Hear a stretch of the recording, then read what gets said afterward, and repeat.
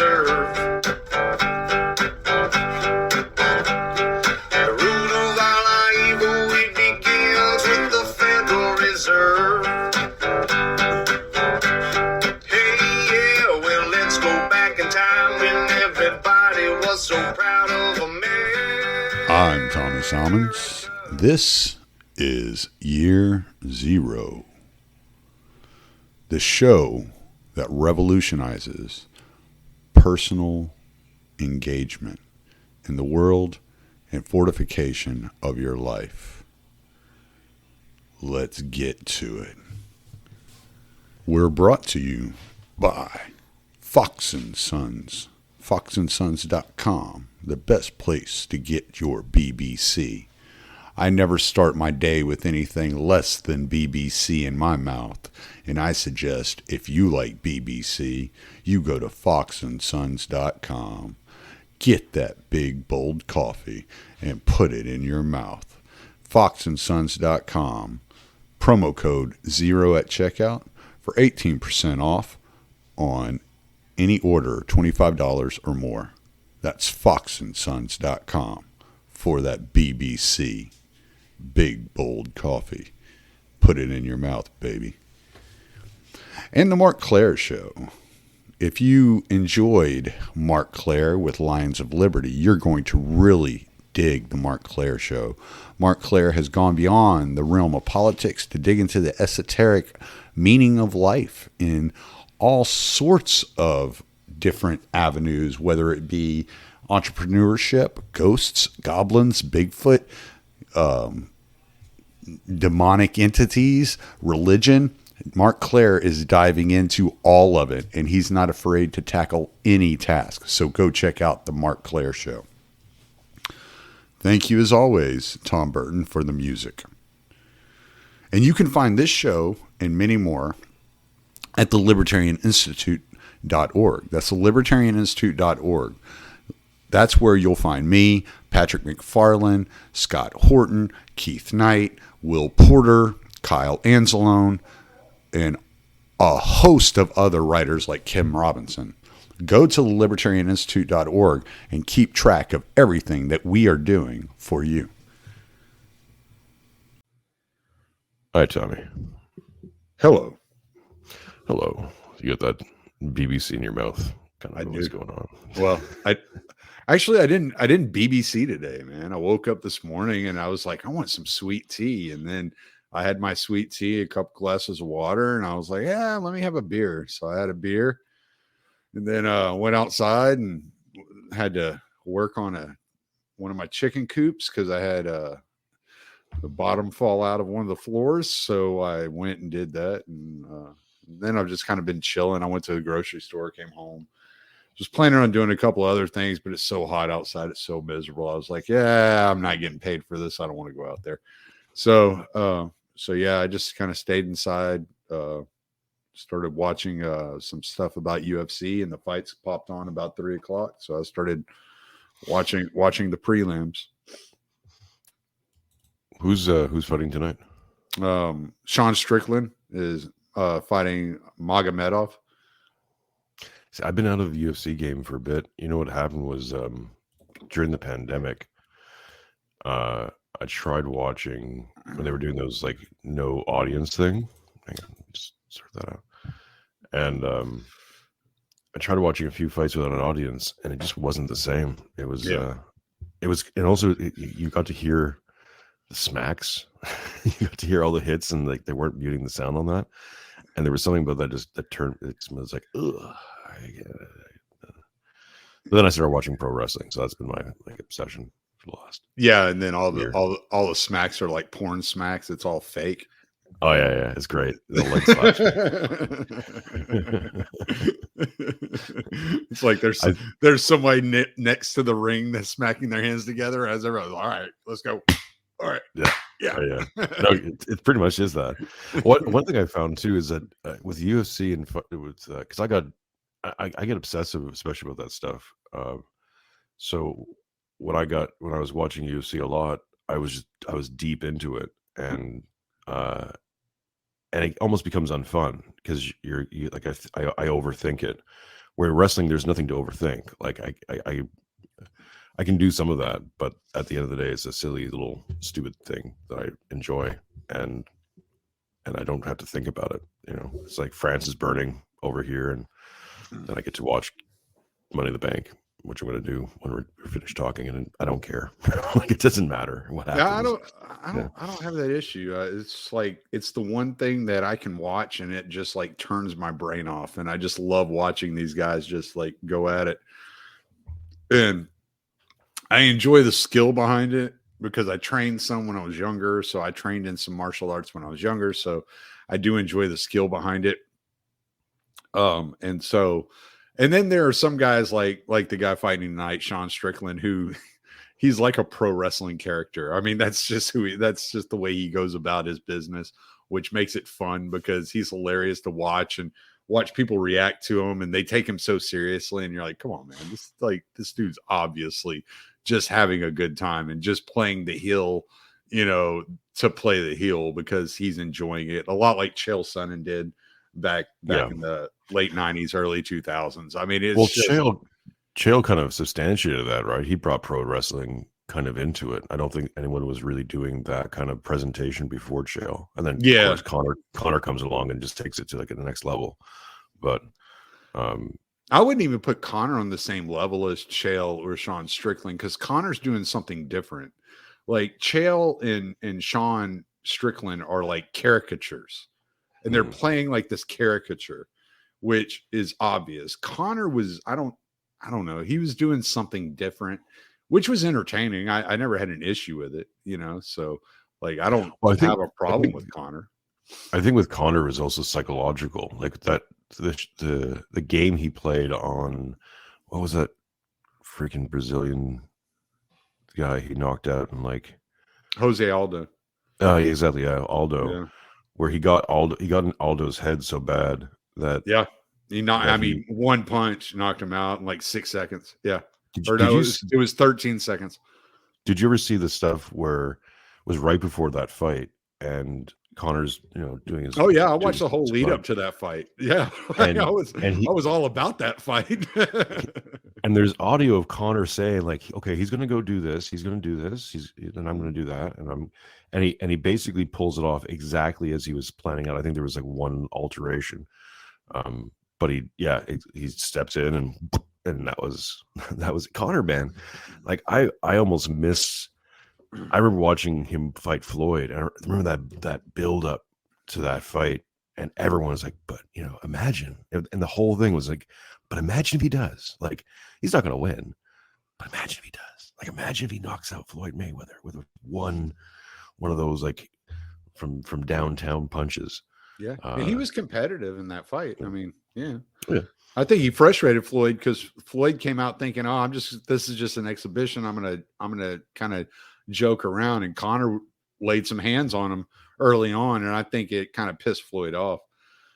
But I didn't even like the stoppage of that fight. I thought the stoppage was early. I mean, I think Connor could have taken a lot more punishment than that in that fight, you know, and they should have let him take, you know, see if he could make it the distance. He may have made it all 12 rounds if they would have let it go, you know, and but you know, that's neither here nor there. You can't do anything about the judges. I see that crap all the time where I'm like, oh man, y'all should let this fight go.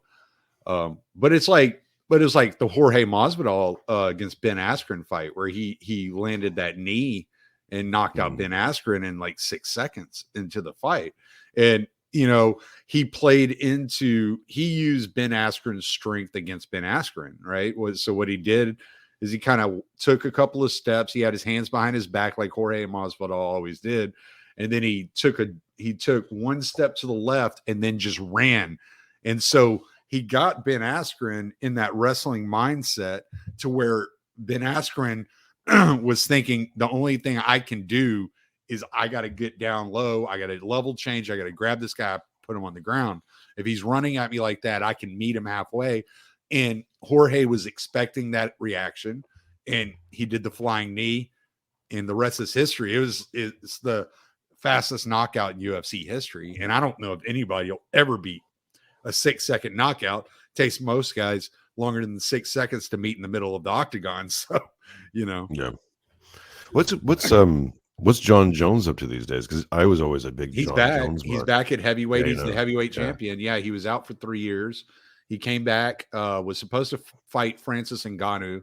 Francis Ngannou's He left, because he had the stuff dust up with well, his Dana, contract didn't he, or? well, his contract expired, and they couldn't get him re-signed because he wanted a partnership in the company, and so Dana was like, "No, we're not playing that game. Like we have a way of doing contracts." So now Francis is with PFL.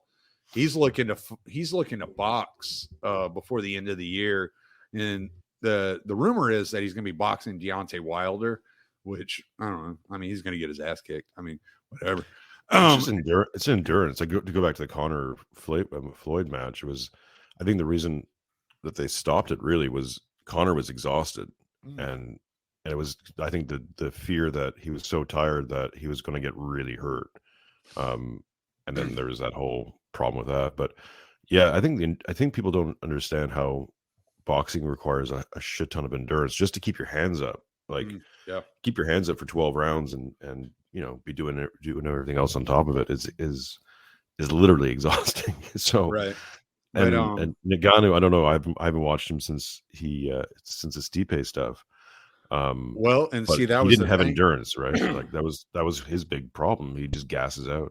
Yeah, he's not gonna. He doesn't stand a chance against Deontay if he goes past 3 rounds. His only chance is to land one big haymaker because he throws. I mean, he throws heavy hands. I mean, the dude's got extreme power. If he lands on you, he's a freak. Yeah. He can knock anybody out if it lands on you. But so yeah, Jones was supposed to come back and fight Ngannou. That didn't work out because Ngannou's contract expired. So then it was supposed to be Jones versus Stipe. Well, that didn't happen. So they brought in Cyril Gahn to fight John Jones for the evacuated title that Ngannou had. And so John Jones he choked him out in like 30 seconds. He choked out Cyril Gahn, something like that. It was like first round, he choked him out. It was over. So ever since then, it's been John Jones versus Stipe. It's supposed to be the fight. I've seen that, yeah. I keep my toes in it. Yeah, rumor is that that's happening in November at Madison Square Garden. So, yeah. So if that happens, that should be a really great fight. It should be a lot of fun to watch. If I was gonna say get back on the UFC bandwagon anytime, it'd be next week. All right. So next week is UFC 290. It's International Fight Week. So you have Volkanovski fighting Yair Rodriguez, which is going to be a really exciting fight for the 145-pound title. Then you have Brandon Moreno fighting Pantoja, which they haven't fought since the Ultimate Fighter House. And when Pantoja beat Moreno, but Moreno's now the champion, so they're fighting for the 125 pound belt. Then you're going to have like Alex Perez fighting Jan Blachowicz. You got Dricus du Plessis fighting Robert Whittaker. I mean, it's going to be an incredible fight night next week. Cool. It's going to be incredible.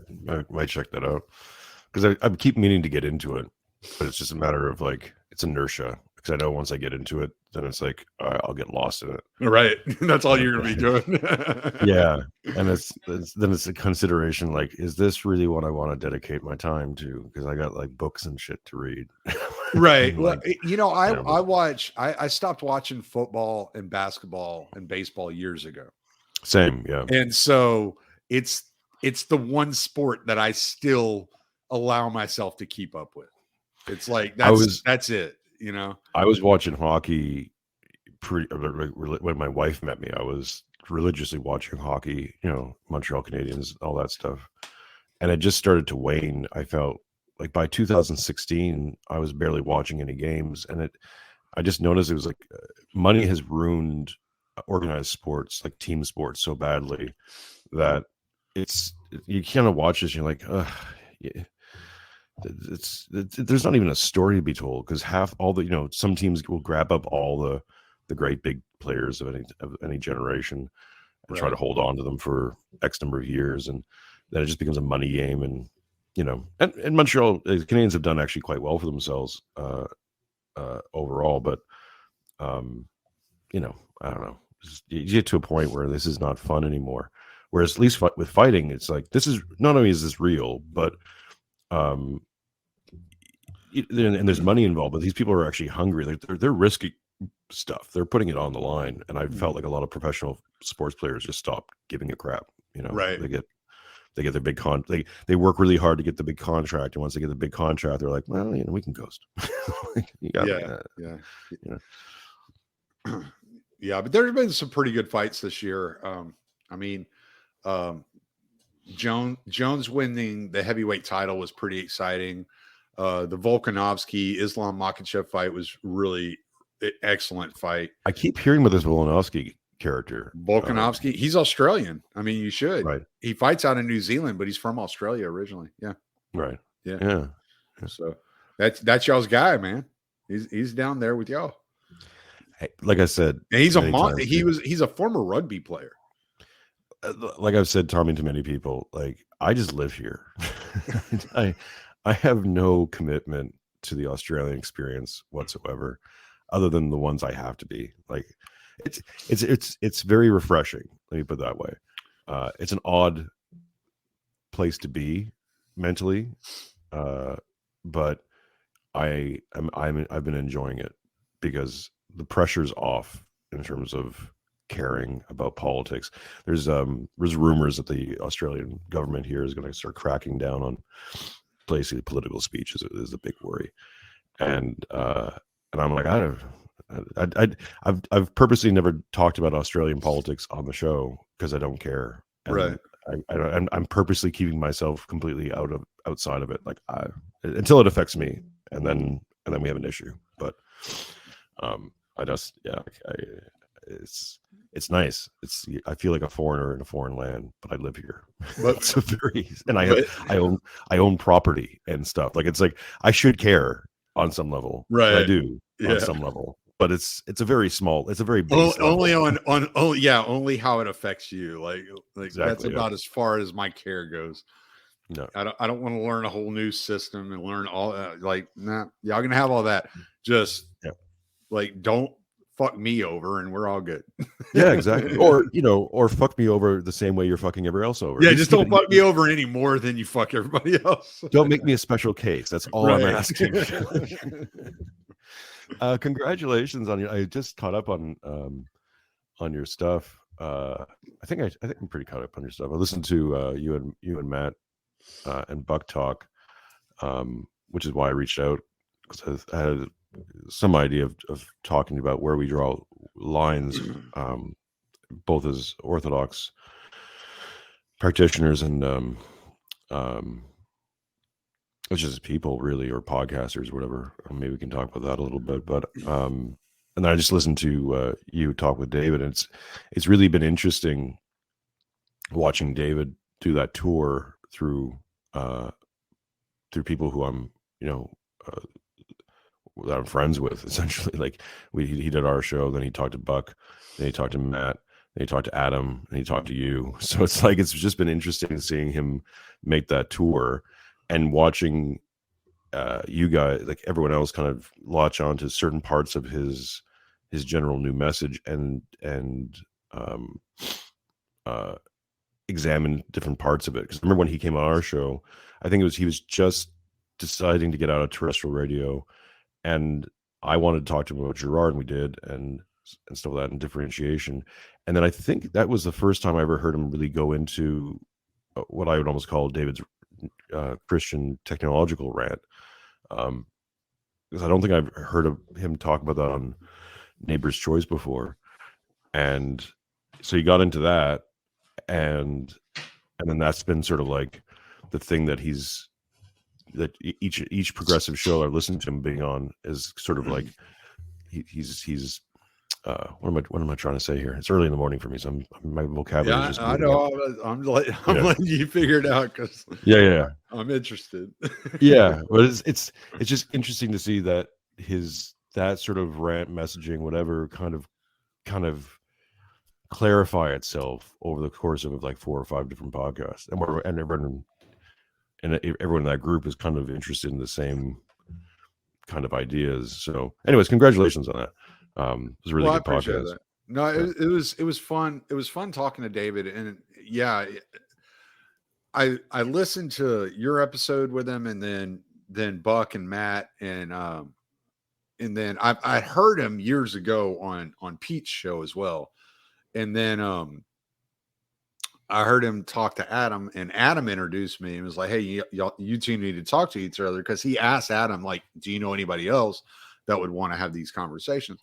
And so, like, my goal in going into that conversation was I wanted to touch on things that other people hadn't like pressed, like not pressed him on, but like dug into and gotten detailed on. And I wanted to get into some details because I thought there was some more important information that he was touching on, but it was all being brushed over. Yeah, well, it's because there's a lot there. Like, I Yeah. remember when it was on our show and he first talked about it, it caught me off like off guard, but in a good way, because it's, you know, he's powerful in his sort of his presentation, and it was one of those things where he laid it down, and I turned to Mark after the show and we're talking about. I was like, whoa, Jesus, like, what the fuck was that? You know, like, whoa, that's a lot to wrap your head around all of a sudden. And so it's obvious that he's been thinking about these things for quite a long time, and he just hadn't he hadn't verbalized them, and so it's nice for him to get these ideas out there so other people can kind of nitpick at them and kind of push on them and try to figure out, like, how do we do this, like, and get detail and pick at that details. Yeah, it's an interesting thing. That now I've listened to him on a few podcasts. He's not here, so I'm not going to nitpick his stuff. There's a few mental pushbacks I'm starting to get with him, and maybe I'll get him back on and probe on that stuff. But it was you know, there's this end to suffering thing that liberalism really gloms onto, and I think is somewhere in his message, which I think is talking about where we draw lines. Is almost, I think, somewhat dangerous in the religious mind, right? Like, if needless suffering maybe is a different category, and I understand him saying that this is a fulfillment of Christ's message, and I can understand that and get behind it. At the same time, suffering is such part of this experience and kind of what is necessary for us to move forward towards theosis, towards God. There's a sort of a mental pushback thing where I'm like, this could get dangerous unintentionally, where you start to get obsessed about ending suffering, and then we just start to get right back to this whole thing that's happening. Because I think a lot of the problems we have is this obsession of suffering is bad, suffering is evil, we must get rid of suffering, and then if that becomes dominant in your desires, and then society gets a little unmoored with morality, then where do you take that? Then it's like, well, you know, we kill a few billion people and they're not suffering anymore, right? Like, you know, the maids, the assisted suicide thing they're doing in Canada, you know, it could be easily justified under that idea, right? So yeah, I guess I tend to not care so much about the people that misconstrue others' messages because I've seen it so often. There's not like a strong philosophical book, or, you know, whether you're talking Nietzsche or Jung or even the Bible for that matter, they're all misconstrued by people all over the place, and it happens all the time. And it's really it is important that these people, like people that come up with these ideas and are pushing forward with ideas, are not afraid to take on those criticisms and take on those people that are misconstruing their message, but at the same time, I don't look at it as kind of my role. I feel like I would be way too stressed out if I started doing that to people. I would just be like, all right, man, like, but because I could find 1,000 things wrong with the things I say, let alone it, like if I start dissecting what everybody else is saying, then it would just be it would drive me crazy. I mean, there are going to be people that misconstrue things all over the place, and so I kind of let that go because, and if I disagree, like I'm also at a point in my life where if I disagree with you like 10% of the time, but I agree with you 90% of the time, I'm going to kind of ignore that 10% unless it's a real major deal. Like it's very rare that 10% is a game changer or, a showstopper for me. It's like, you're not talking about homiciding millions of people. So, okay, I can kind of, look past like whatever flaws I might think you have. Because even when I listen to let's say I'll listen to Father John Whiteford and I'll listen to Father Josiah and I'll listen to Lord of Spirits and I'll listen to all these priests, and all of them will kind of like Father Peter Hears. They'll all kind of have like little tweaks and little differences among themselves. I mean, I don't think it's up to me to sit there and dissect each one of their arguments and figure out which one is exceptional and which one's appropriate. It's like, whatever. All right. Yeah. No, I mean, that's, and I think it's funny you said that about the 90 to 10, whatever ratio. Mark and I were just talking about that after the show yesterday, where we're basically the same. We both agree on that. Is that we sometimes you have guests on, like when I had Yarvin on recently. I just can't stand that guy. Yeah, well, some it's just the way it's his delivery. That's what bothers me. It has nothing to do with his message. It's his delivery. It drives me crazy. I get like 10 minutes into him talking and I'm just like, all right, I'm done, dude. I'm sorry. I can't listen. He is not for everybody, but had him on there. I've had some different conversations, offline, whatever, or online, but off the platform. And yeah, there's a lot of people who are almost critical of me even talking to him. And it's like, look, I think there's a lot of good ideas being expressed here, whether or not you like Yarvin or agree with him or think he's too Jewish or this or that, or he's not religious, or all the things that you say that these are red flags for you. And I'm not saying that someone's red flags are stupid red flags. If they're red flags for you, fine, use them. But for me, it's like, yeah, I'm looking at, I skim through and find the stuff that I want or that I think is good that can be used, and then try to extract that or try to get people, try to move people to talk about those things, because I think those things are useful or helpful. One of the things we talked about was sort of substantiating order. Almost any order will do, but there's a difference between, let's say, order and stasis. I don't think communism and fascism and all the isms and even liberalism creates actual order. It creates a form of stasis. A lot of people will confuse control for order. Order allows you to build things. You can see, you're dealing with order when you see the fruits of that order being, beauty, buildings, structures, exaltations, that kind of thing. Whereas with stasis or control, you can get some stuff, but it's usually shit stuff. It's not stuff that stands the test of time. The Soviets are a perfect example of that. Like, yeah, they built some shit. No one cares. Like Sputnik is not a thing now. Like, we don't care about Sputnik. We don't care. The apparently the Moscow subway is beautiful. I mean, good, great, but who cares, really? That was their contributions, and it's just gone now. It's a vanquished whole period of time that that's an interesting.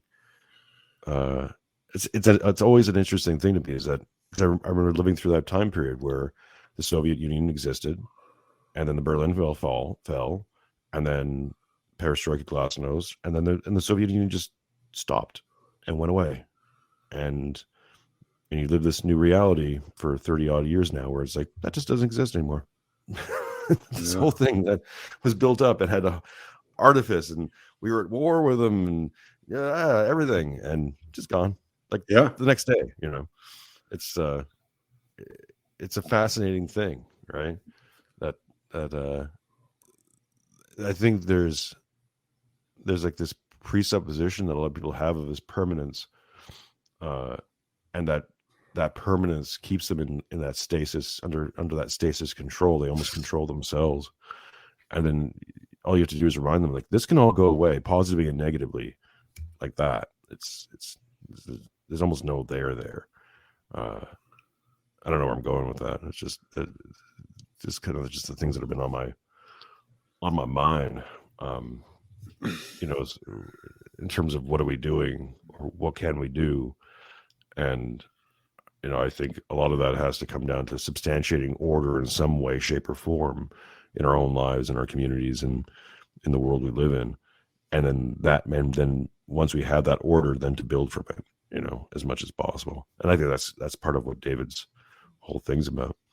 Yeah, I talked with Adam Patrick. The last episode I just released on Thursday was me and Adam, and it's entitled "The Way." And I kind of catapulted off of mine and Adam's conversation with David into this book I'm reading right now, Orthodox Psychotherapy. And the guy who wrote Orthodox Psychotherapy, he lays it out, and he's like, look, he's like, you have 5 senses, and that's why there are 5 methods to Orthodox. There are 5 Orthodox methods. And it's like fasting, vigil, study, prayer, and he lays all this out, and he equivocates each of these methods with your senses. And basically what he's saying is, as long as your noose is continuously darkened in the state of you chasing passions and not participating in the uncreated light, then you're going to have a really difficult time constructing a point of view that is Christ-like. That you're not going to be able to do it, because you're always going to be talking from a point of reason and rationale. And that's not what we weren't given. Reason and rationale. We were given revelation. And so it wasn't man's reason and rationale that led us to the point that we're at now.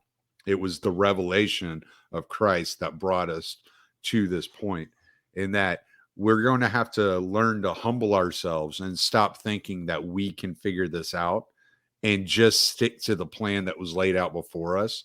And through that plan, and enough people, and as people like humble themselves to that plan, then the plan comes forward into fruition and reveals itself to us. Yeah, it's one of the things not to get too inspirational, poster-ish. One of the things I came up with 2 years ago, was get humble, stay grateful, be useful. And I return to that a lot, even when I have my highs and lows, because it's easy to get distracted. It's easy to get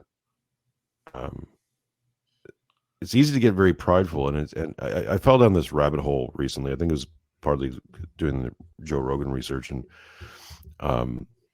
getting my head around that, getting my head in that space with him. And I fell down this really weird rabbit hole of lots of videos detailing that whole LA comedian podcast scene, and like just the clusterfuck of people, from like Crystalia, who's like now been revealed as like this cult, that he's trying to create a sex cult with women, and like he's grooming kids, and just like this complete crazy sexual deviant guy who's getting women to tattoo his name on their bodies and stuff like that. Yeah. And like Brendan Schraub and all these guys, right? I won't bore you with the details. And I don't know what I know about Brendan Schaub is he's a joke thief, and he was a bad UFC fighter. Yeah, well, that's all I know. I don't advise getting down these rabbit holes of finding out what's happening, because I used to listen to all these guys like 10 years ago, and then I fell off with it and kind of got into this new stream of things. But it's just fascinating to watch. Just kind of catch up what the hell happened to, like, Bert Kreischer and all that stuff. And I am the machine. Are the machine, exactly. And what do you mean? What happened to him? He's making a movie. That's what happened to him. Oh yeah, called I'm a Machine. Yeah. He's so bloated, man. Like, all these guys are massive alcoholics, and just detailing all their relationships and all this back and forth and bitterness and all this stuff. Did you see when Ari Shaffir slipped him freaking acid? Yeah. No, it was Molly, I think. That's what. Yeah, you're right. It was Molly. That was so funny. Yeah. Bert's wife got so mad. It's like, what do you expect from Ari Shaffir? Like, yeah, why would you let that? Why were the kids there when Ari Shaffir was at your house? The kids should have been nowhere near Ari Shaffir. No. Just look at that man. Like, I'm not saying anything. I'm not saying he'd hurt a child, but he wouldn't stop a child from being hurt. But he wouldn't stop a child from being hurt. That's exactly right. He'd be like, "Hold on, wait, let's see how this I gotta ends. film this. I can use this as a bit." Yeah, right. Yeah. So getting down that rabbit hole of stuff, it's just and it's, for me, is like, again, going through the Orthodox lens, it's like pride, vainglory. You can almost track it. People get a little bit of fame, a little bit of rub, and they rise. It's almost like the Joe Rogan rub is the kiss of death in some ways, because they go from relatively unknown, or people who shouldn't be involved in certain things. Like Brendan Schaub, should never have been a UFC fighter. He got out at the right time, or Rogan basically shamed him to get out of it at the right time. Yeah. Because I remember, he was never that good. Even whenever I watched him, horrible. Well, yeah, but when I watched him in the Tough House, and he was competing in the Ultimate Fighter in the house, I didn't think he should have been a UFC fighter. I was like, yeah, this guy, how's he compete with a Frank Mir? Or like, that's what he beat Krokov, but that was near Krokov's end of his career. That was the end of Krokov's career. Yeah, that's still Krokov. Yeah. Yeah. I mean, come on, man. Like, no. Hey, look, I'm not defending his career. I think Rogan did him a massive service, because because what year was that when he got out? Was what, 2006? No. Was it? No, much later than that. Was it later than that? Yeah. I would. Well, let's find out. Brendan. I just wasn't impressed with the guy. I never was. And he always he was kind of a stiff. He didn't move very well. Some of these, especially the heavyweights, man, some of them guys are monsters, man.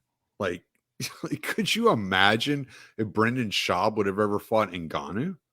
Like, he would have gotten his head knocked off his shoulders, man. Well, this is the thing. This is what I watched the hang on a second here.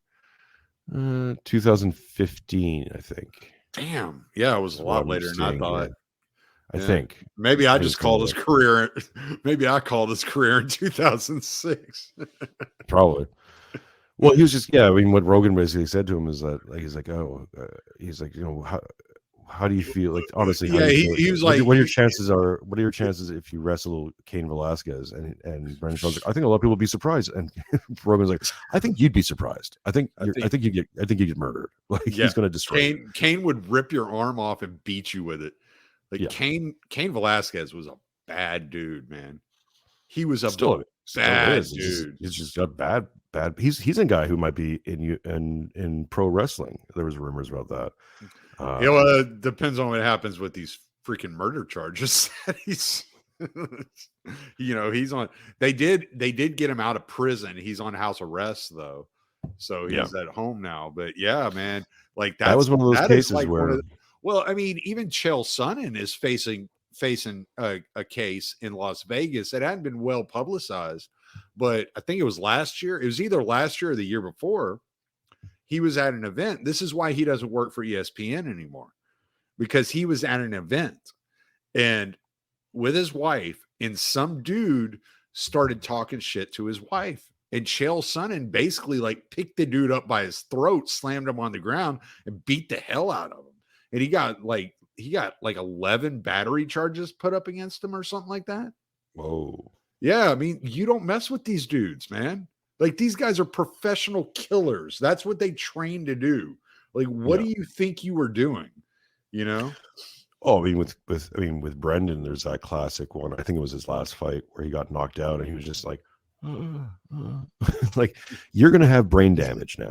Like, I think that's part of his problem. If you listen to him talk, it's like I think you just have brain damage. You have like that was brutal because he was like on his back, like reaching for something that wasn't there, and it was like, what are you doing? Like, what's happening? Yeah, that was brutal. Yeah, and it's hard to watch some of those knockouts. You see it and you're like, geez, man.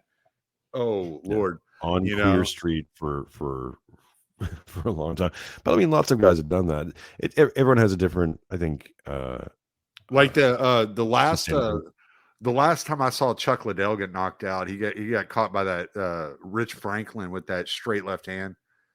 Just walked right into it, and it was like, geez, man.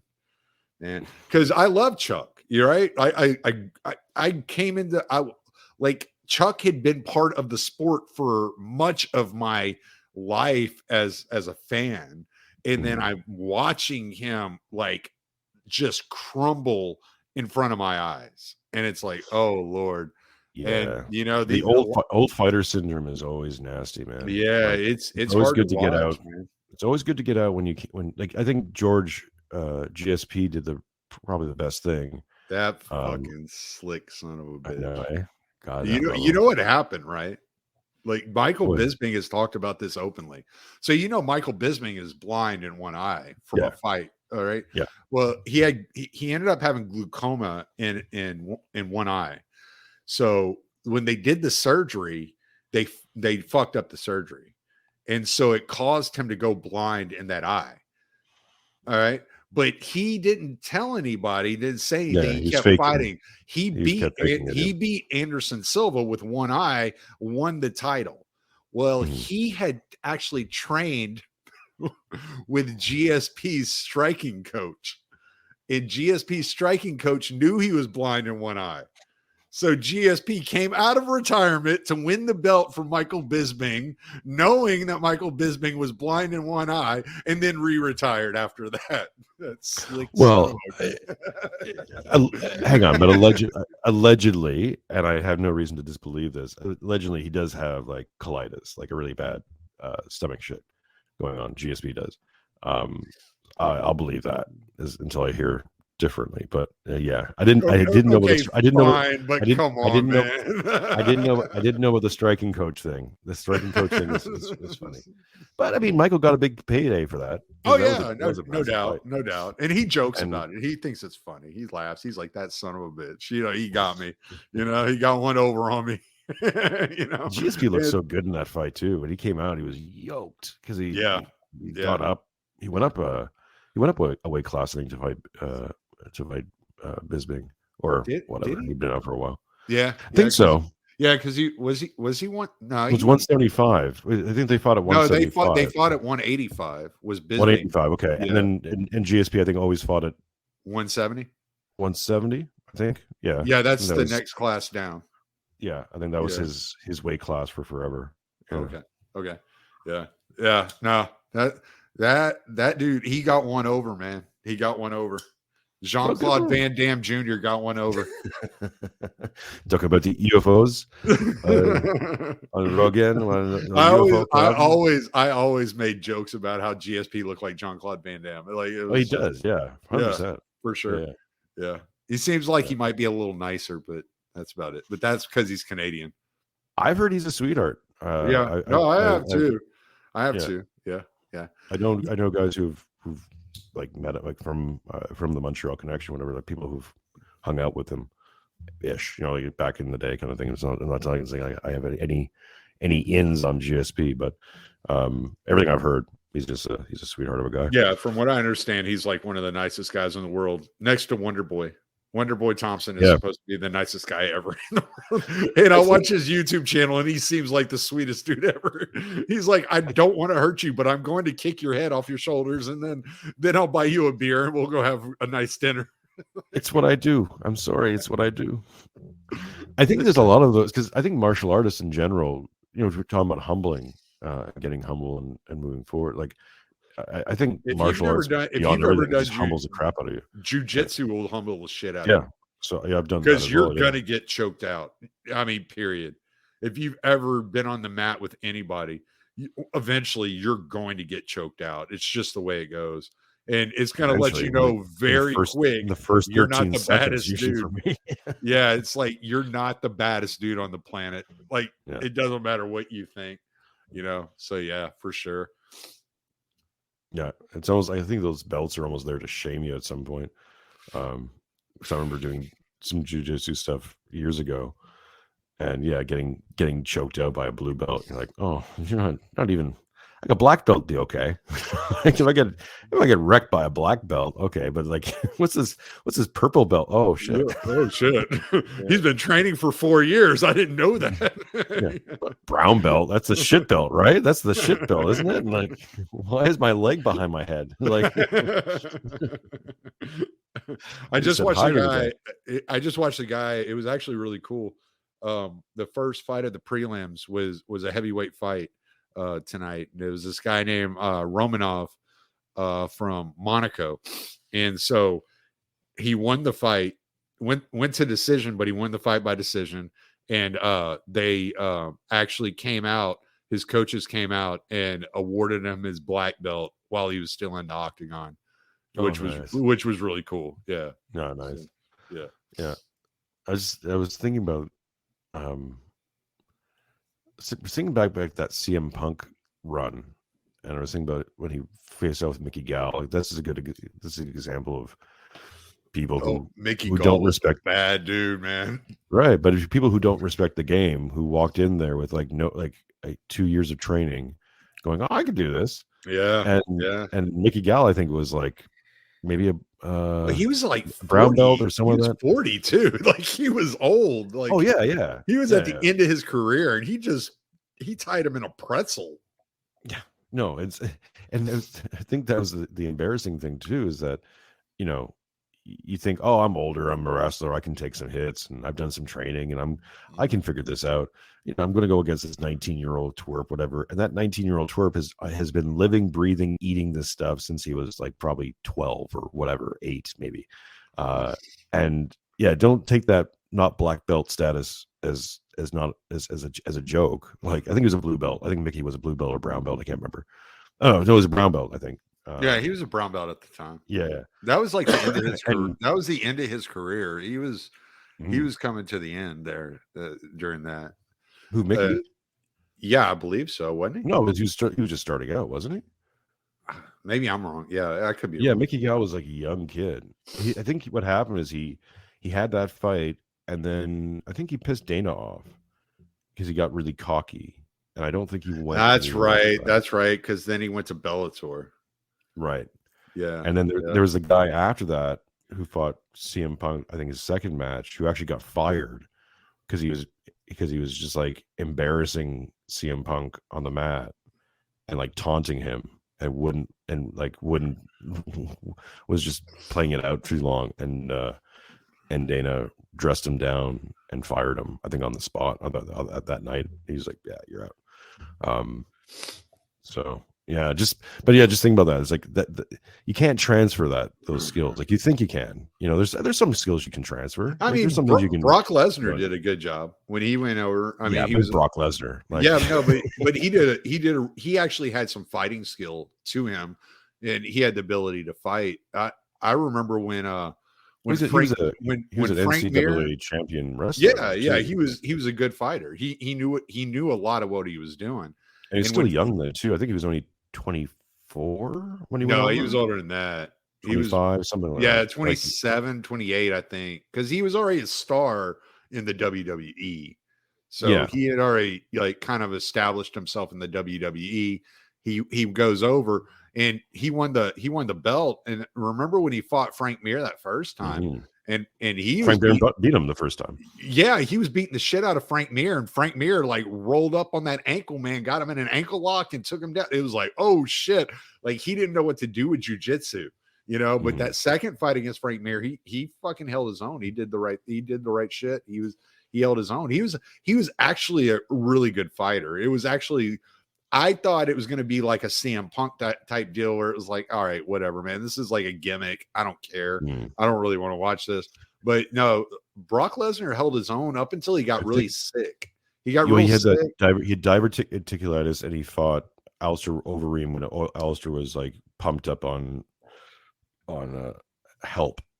He had Yeah, the lot of help. when he Alistair had a was lot of help. always pumped up on a lot of help. Yeah, That and dude was Alistair just never not pumped up on help. yeah, and Alistair just kicked him right in the gut when he was having like gut problems, and that just I think he just crumbled, and that was it. Yeah, and But I think where he really proved himself with Brock was when he fought Shane Corwin, and everyone was thinking like Shane Corwin's whole thing was Shane will knock you the fuck out. dude, He knocked everyone out. Carwin damn near knocked him out in that first round. He Yeah, damn near, but he was laying it on him. You know, what disappointed me so much though was after what's Daniel Cormier beat Stipe, and Brock came and got in the octagon and pushed Daniel Cormier and got all up in his face. And I was like, oh crap, we're going to see Daniel Cormier fight Brock Lesnar. This is going to be amazing. And then the next day he announces a new contract with the WWE. And it was like, oh, come on, man. Yeah. Oh, it was coming down to money.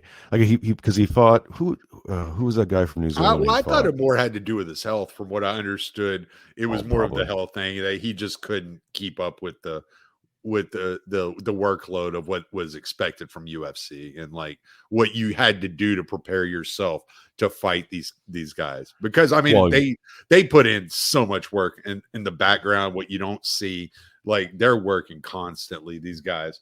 And I from what I understood, Brock just could not do that and keep that workload upon himself. But you know, especially because whether it's money or the work, Brock has a lot of help too now, right? Like Brock, definitely, yeah, for sure. Was because he fought who was it? Hunt, right? He came back. Yeah, Mark Hunt. Mark Hunt, that big black dude. Yeah, from New Zealand. That dude was a headhunter. Yeah, that was a fight. I can't really remember. I mean, Brock kind of dominated, but that was when Hunt came out afterwards and said, "Yeah, they're letting him not, they're letting him like skip the piss test line." That was before. That was before USADA was part of the. No. USADA was there. USADA was already part of the regiment. Oh yeah. Okay. But this wasn't that long ago. This is like I want to say 2018, something like that. 16. This shit seems so long ago to me. I know, man. It just seems so long ago to me. Everything post 2019 has just become one big lump. Right. It's just like, what? Like 4 times. I mean, look at me thinking that Brendan Schaub had to talk to by Rogan in 2006. I mean, it's just everything seems so long ago to me. I've been watching UFC since 94 though. You know, like I remember sitting at home in Katy, Texas at my parents' house at 14 years old watching. Remember whenever you could go over to the pay-per-view channels and you could see what was going on, but it had all these lines that were like kind of like and like man. Yeah, but you couldn't hear it. And so I would watch UFC like that. And I remember sitting there one night, I was sitting at home one night watching UFC like that in 94. And my mom comes into the living room. She goes, "What are you doing?" And I'm like, "I'm watching UFC." And I'm like watching Frank Shamrock, you know, like, and I'm like trying to like watch between these lines. And she's like, "Why does it look like that?" I was like, "Because it's pay-per-view. And I know y'all won't let me buy it." So she ended up buying it for me and sitting there watching it with me. My mom, the whole time, she watched it like this. She had her hands over her eyes, like peeking through her fingers, watching the fights. And like she was like, "I don't know how you watch this." I was like, "This is so awesome! It's like the greatest." I can see ever. There ain't no lions. Like these Frank Mir's got a full body. Yeah. So I got to watch half of UFC 2 with no freaking lines on it. I remember watching the old ones when it was just Bloodsport. where there was Yeah. like no weight Oh divisions. yeah, that's what I'm talking about. It was like Butterbean and freaking Tank Abbott. Yeah, that's what I'm talking about. Frank Shamrock, all those guys. Which one was the one where the sumo wrestler got punched in the nuts like about 27 times? That's an exaggeration, but not. I think that was UFC 3. I think that was Something UFC like that, 3. Yeah. Because UFC 1 is when Hoist Gracie, this little 5'0" freaking 140-pound guy, took the sumo wrestler down and put him in a freaking armbar. Like he jumped up, grabbed his arm, and just took him down. And freaking everybody was like, "Holy crap! This little dude just changed the sport." Like, he was Hoist was awesome to watch. Yeah, that's kind of the only thing about. I mean, UFC still retains a lot of that specialness. It's a little bit sad that some of that time is gone. Like you're never going to see that again. I think Dana's done a pretty good job of holding on to some of that, even and Big John McCarthy was very instrumental because he was a ref from the very beginning. And even before there were gloves and all that stuff, people would wear wrestling boots out to fight and all that. And he was very instrumental in laying out the working with the commissions and putting together the rules.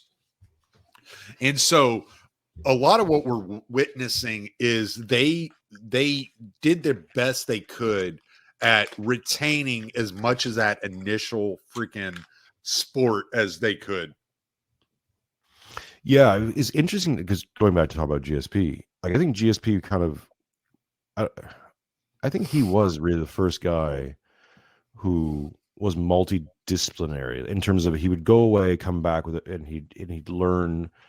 He'd get competent in a new martial art. Like for a long time, you had like guys who were strikers who had maybe some grappling, but they were strikers, right? Like Connor is a great example. Connor is a striker; he can do some grappling, but I always thought the Khabib match was like, well, what are you doing? Why are you doing that? That's stupid. Like you got to pray. I mean, that you knock him out in the first round, and then if you're not, you're fucking you're toast. That first Nate Diaz fight, I even told my wife that was right after my wife moved here from South Africa, and we're sitting there watching the fight, and she didn't know Nate Diaz, and I had been a fan of Nate Diaz since The Ultimate Fighter 5, right? Like I'd watched him go through the house, win, the Ultimate Fighter and all that. So I was a big Nate Diaz fan.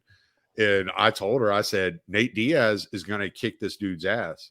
Like, watch. Like, Connor's good, but he's not Nate Diaz good. Like, he's going to get his ass kicked. And sure enough, Nate Diaz freaking choked him out. And it was like, I told you. Like, especially once you take it to the ground, who did you think you were jacking with? You can't take Nate Diaz to the ground. Once Nate Diaz goes to the ground, like that's it. Like he's going to finish you. And I was actually shocked the Conor McGregor Nate Diaz too that Conor got the decision. It really shocked me. I've watched it several times since then because you can go on YouTube and watch these old fights. And I've watched it several times since then. I'm just like, I don't see it. I don't see how Conor won this fight, how they called it for Conor. But I don't know. It's just one of those things. Sometimes it is sometimes you got to like take into consideration the reaction of the crowd is going to influence the judges. And sometimes that's what it is. If I remember correctly, and I watched it a few times, but I haven't watched it in a long time. I think what counted against Diaz was the damage he took because he took a lot more visible damage than Conor. He always does, though. Yeah, but that's the way he fights. So it's like, all right, like if it's somebody who knows that style and the way that like even Nick Diaz fought the same way.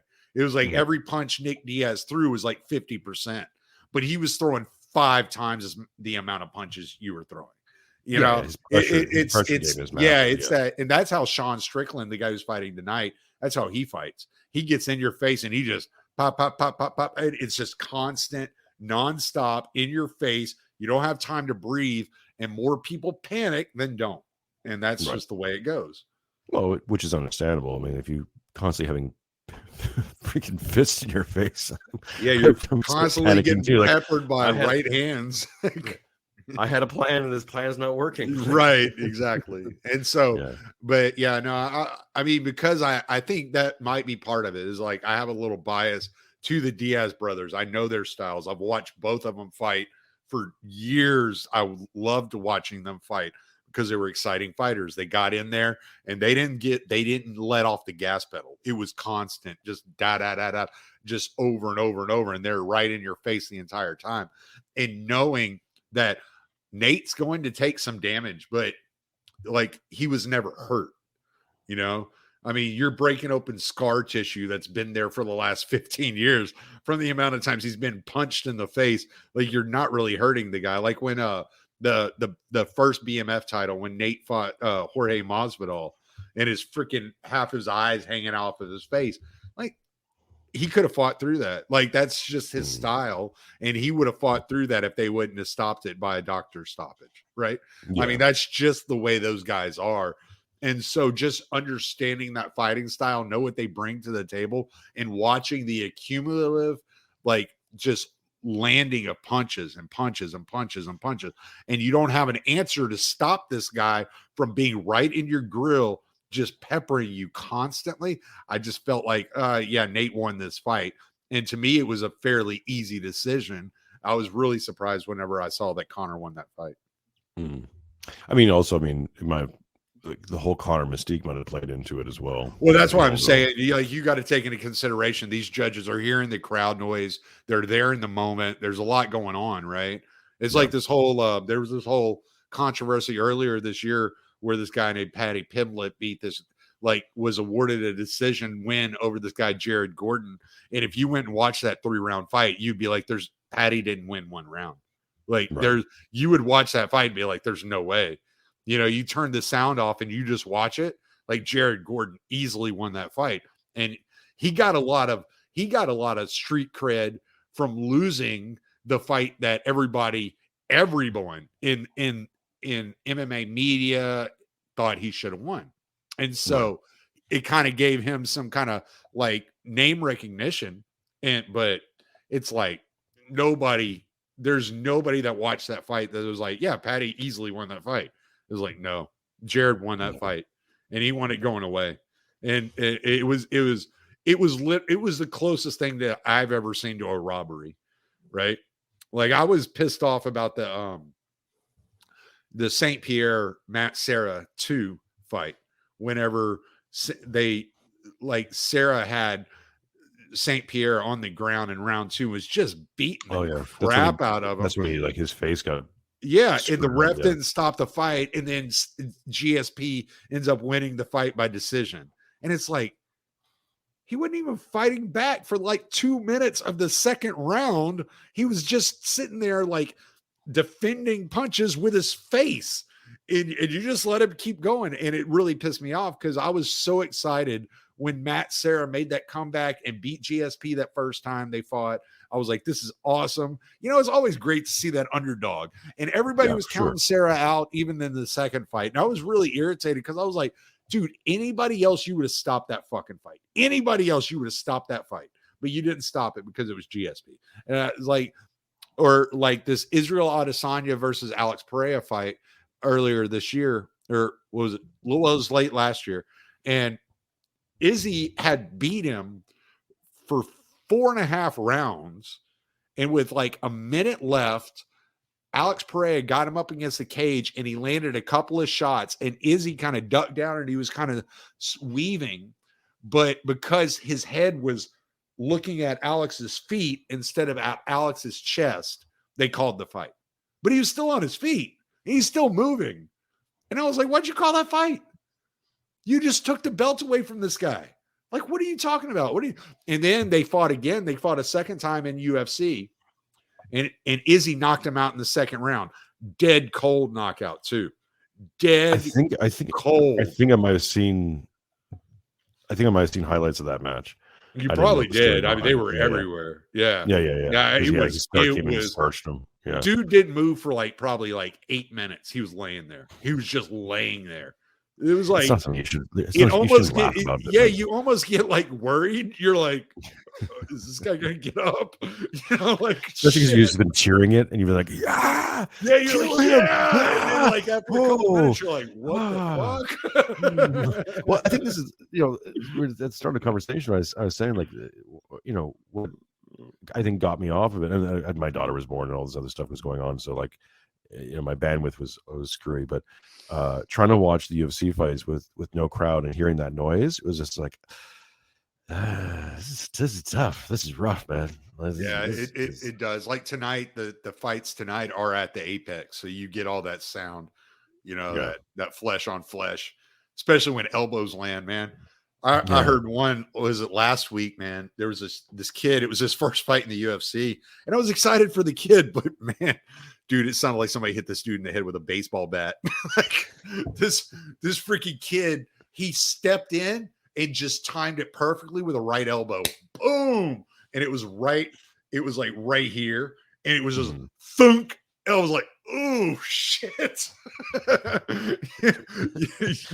You can see it in dent when it happens. You're like, take a knee, man. Take the knee. Oh no, he was out cold. The dude folded. Yeah. He folded. It was like he folded in half. It was like the most well-placed elbow I've ever seen in my life. And it was like this Manuel Torres guy. It was like his first or second fight in the UFC. He's like 24 years old. He was getting his ass handed to him. And he just timed it. He stepped in, landed it, and but it sounded nasty. It was like, ooh, it sounded like it's like you ever it's like the sound of a metal bat hitting a tree. That was that thud. It was like that ding. It was like, ooh, shit. Yeah.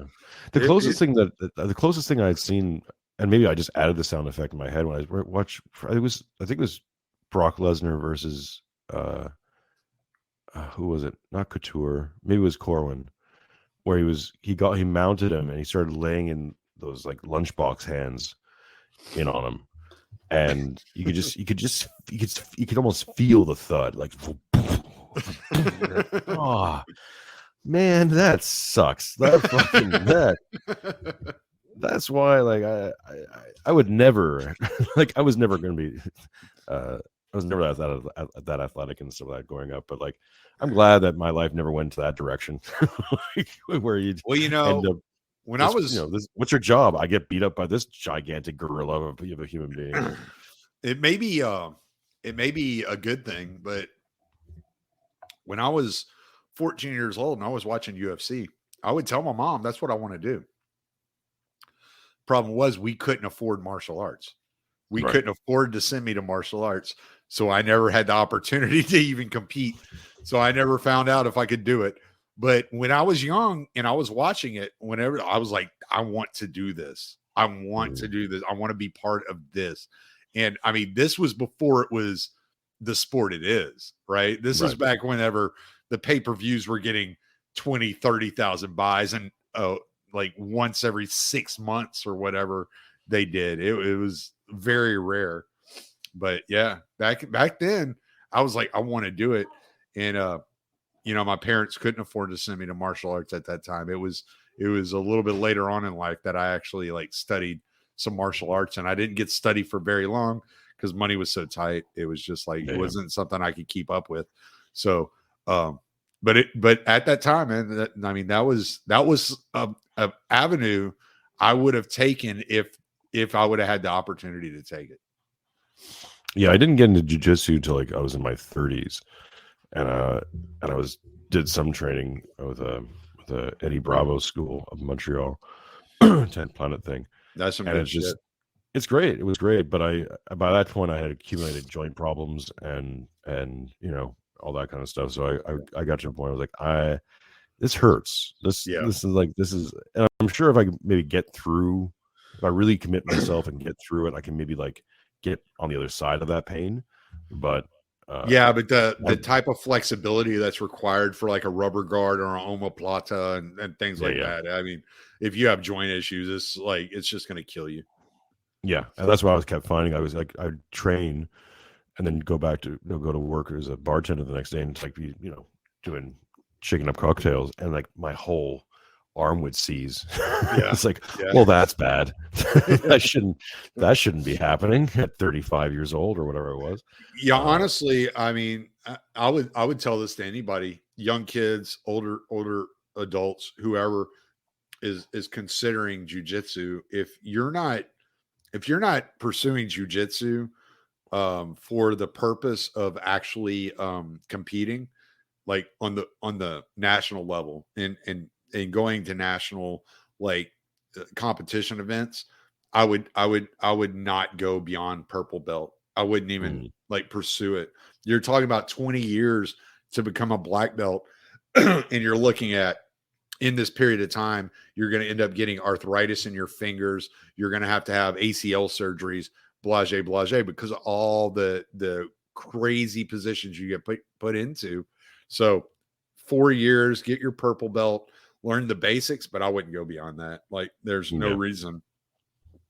There's no reason to destroy your physical health for no benefit, right? Like, Well, yeah, you know how to defend yourself, and yeah, you might be in better shape than some people, but in the long run, when you hit 50, 60 years old, you're just going to be arthritic and miserable.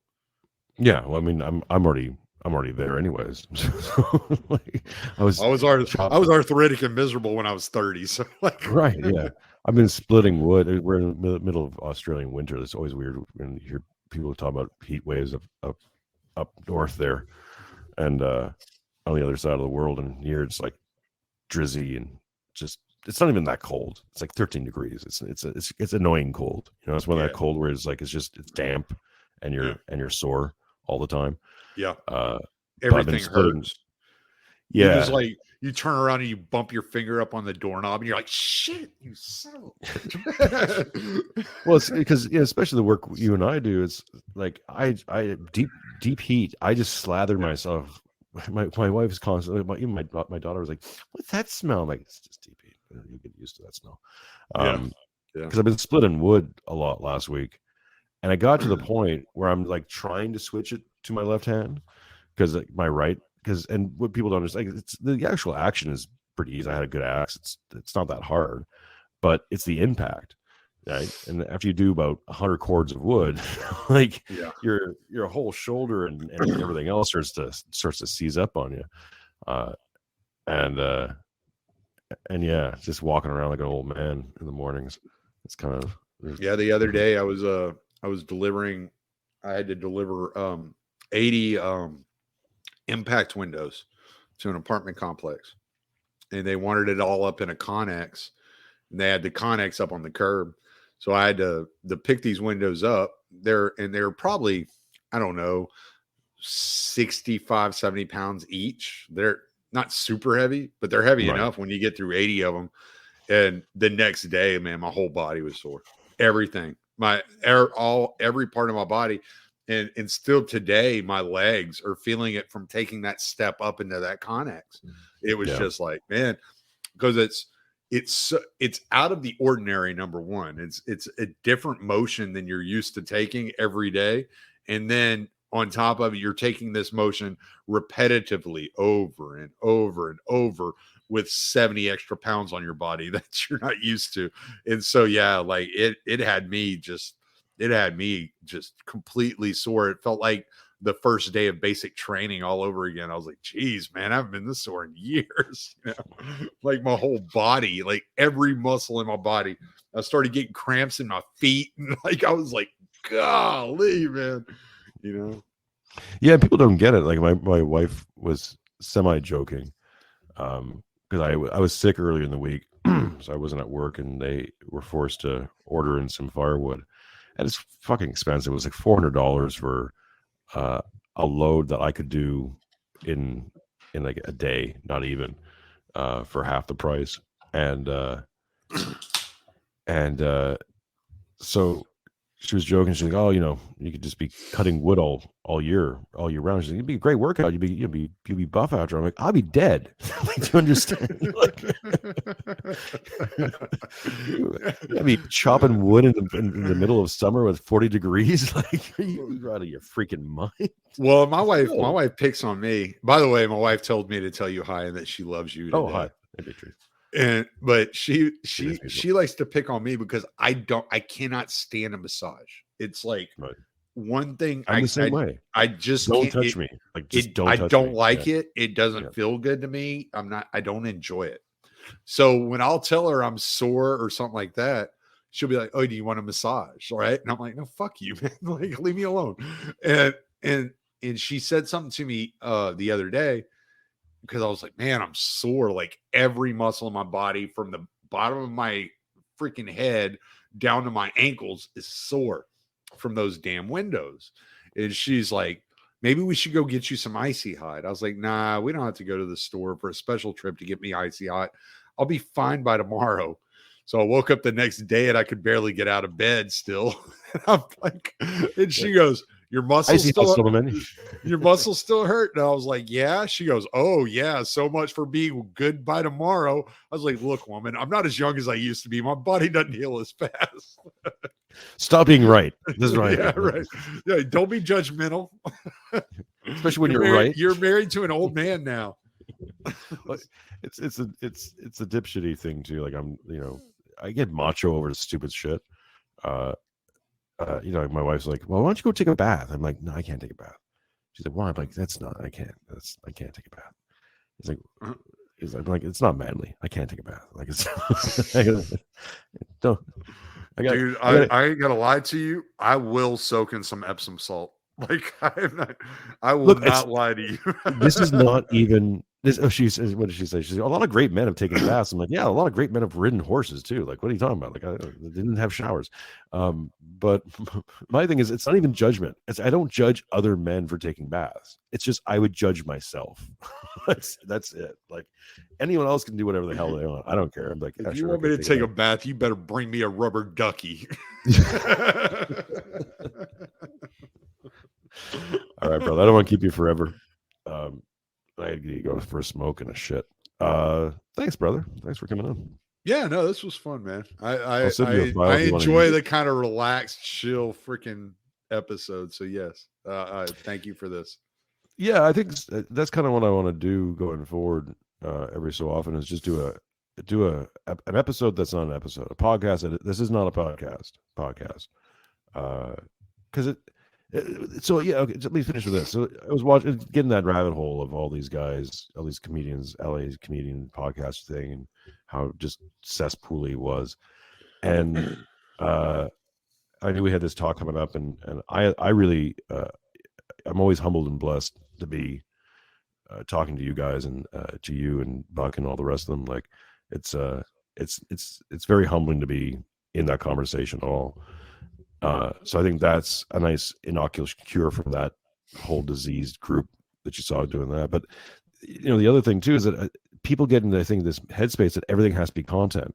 Everything, and they're just chasing these numbers and chasing the content, and oh, how do we get these numbers? And oh, okay, they like this and algorithm and all. It's shut up. What are you doing? Just talk. It's okay. Just be yourself, man. It's all right. Yeah, some episodes you're trying for something, and it's good to try for something or have a conversation that you think will elevate or be interesting to it can be done. Stuff can be revealed with it.